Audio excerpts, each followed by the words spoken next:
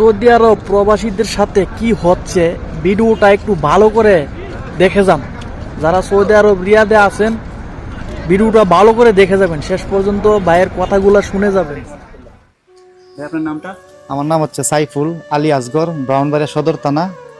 আমি বাংলাদেশি কিছু লোকের চক্করে ফিরা আজ থেকে 7 দিন আগে আমাকে রোডের থেকে উড়াই নিয়ে যা, ওরা কিডন্যাপ করে, যেটা সৌদি আরবে কিডন্যাপ চলতেছে আর কি।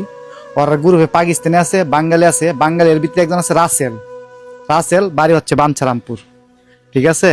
ওরা আমার রুমের ভিতরে বন্দি রেখা আমারে এ দেখেন হাতের কি অবস্থা করছে, মাইরা আমার ফিটে রড দিয়ে বাইরেছে আমার টিকা গলাতে দেখেন আমারে লাস্ট মুহূর্তে আমি আজকা ওই জায়গাতে আল্লাহ আমার উপর রহমত করছে, মার দোয়া ছিল হাসপুরা।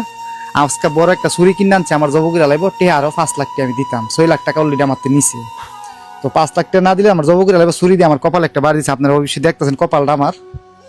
আর 7 দিন ওরা আমার জোর জবস্তি কইরা, শুধু আমার জোর কইরা ওরা নেশা করাইছে। 7 দিন একটা নেশা করাইছে, আমি যেটা জীবনে খাই নাই ওরা জোর করে খাওয়াইছে। আমার মাথার অবস্থা রাখছে আর হালি মায়ের উপরে রাখছে আমাকে।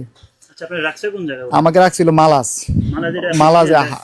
হারার সাথে। হ্যাঁ, মালাজ আমি চিনি।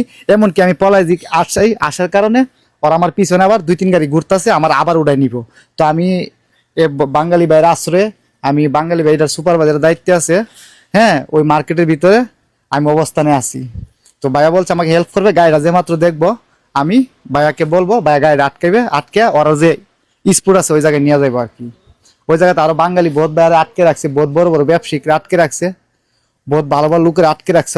ওরা কাজে বাঙালি, ওরা কিডন্যাপ করে মানুষকে। তো আপনার রোডে গাড়ি চলতে খুব সাবধান, অনেক কেয়ারফুল থাকবেন আর কি।